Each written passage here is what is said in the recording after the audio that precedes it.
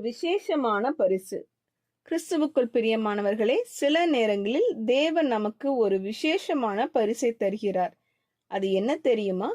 நம் பாவம் உண்மையில் எவ்வளவு மோசமானது என்பதை உணர செய்வதே. சகோதரி நான்சி அவர்கள் அவர்களின் வாழ்க்கை அனுபவத்தை நம்முடன் பகிர்ந்து கொள்கிறார்கள். சிறு வயதிலிருந்தே நல்லபடியாக வாழ வேண்டும் என்று எனக்கு சொல்லிக் கொடுத்தார்கள். எங்கள் சபையில் உள்ள அனைத்து காரியங்களிலும் நான் ஈடுபட்டேன். அதற்காக நான் தேவனுக்கு மிகவும் நன்றியுள்ளவளாக இருக்கிறேன். ஆனால் சபையில் வளர்ந்தவர்களுக்கு ஒரு ஆபத்து இருக்கிறது. சில நேரங்களில் நம் பாவத்தை உண்மையிலேயே அருவருப்பானதாக பார்க்காமல் பழகிவிடுகிறோம்.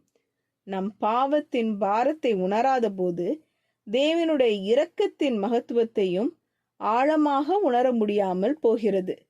அதனால் என் பாவத்தின் பாவத்தன்மையை தேவன் எனக்கு காட்டும் அந்த நேரங்களுக்காக நான் தேவனுக்கு நன்றி செலுத்துகிறேன்.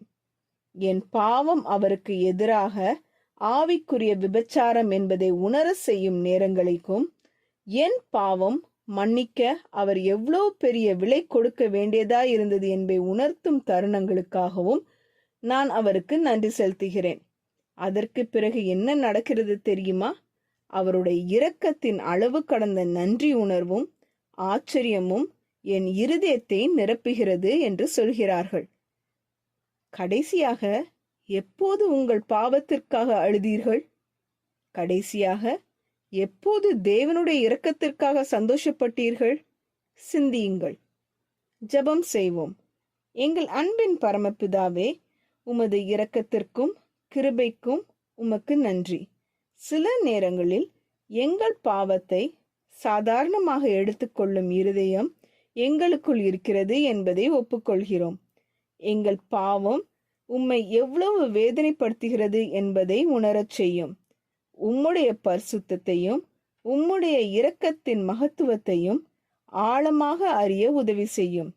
எங்கள் பாவங்களை மன்னிக்க நீர் சிலுவையில் கொடுத்த விலையை ஒருபோதும் லேசாக எடுத்துக்கொள்ளாமல் வாழ கற்றுத்தாரும். மனம் திரும்பும் இருதயத்தையும் உமது கிருபைக்காக நன்றியுள்ள இருதயத்துடன் இருக்க நீர் எங்களுக்கு உதவி செய்யும். எங்கள் வாழ்க்கை உம்முடைய இரக்கத்தையும் அன்பையும் மகிமைப்படுத்தும்படி இருக்கட்டும். இயேசுவின் நாமத்தில் ஜெபிக்கிறோம் பரமபிதாவே, ஆமென்.